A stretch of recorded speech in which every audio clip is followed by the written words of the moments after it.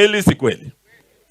Out of 47 counties, it's only Narok County where votes were never counted and announced within Narok County. Ninyi umeingia kwa historia ya Kenya bwana. Na mimi najua hapa muliamua kura ni za baba. Kweli si kweli? Narok was blue. Kajiado was blue. Samburu, the entire Maa nation was blue. We know there are those who are trying to turn the Maa nation yellow. Lakini leo nikiwa hapa nataka niseme asante kwenu. Viongozi wenu hapa wamesema wazi ya kwamba bado mko na baba. Hiyo ni kweli? Mnaendelea kusimama na baba, sio? Na hapa kwa mambo ya ugavana mulisema ni Ole Kenta, si ndio? Senator Ole Kina, si ndio? So your choice was Ole Kenta and Ole Kina.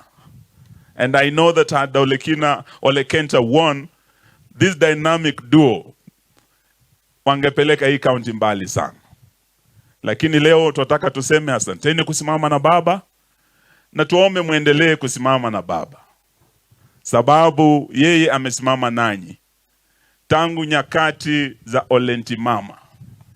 Na Ole Ntimama ndio yule alikuwa anatetea sana the rights of the Maa nation, land rights, historical injustices, mambo ya Mao.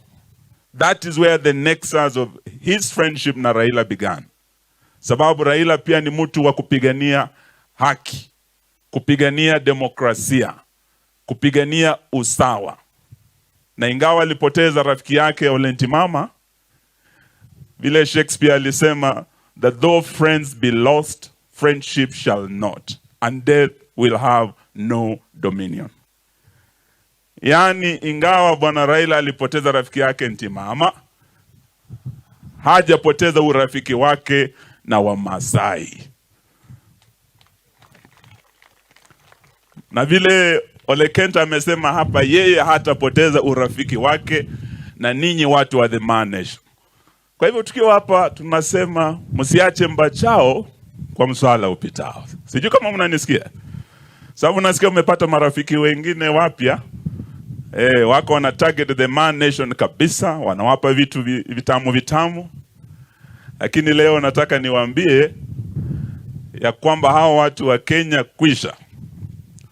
Msipochungana nao, hii Mau itakwisha. Sijui kama mnanisikiza.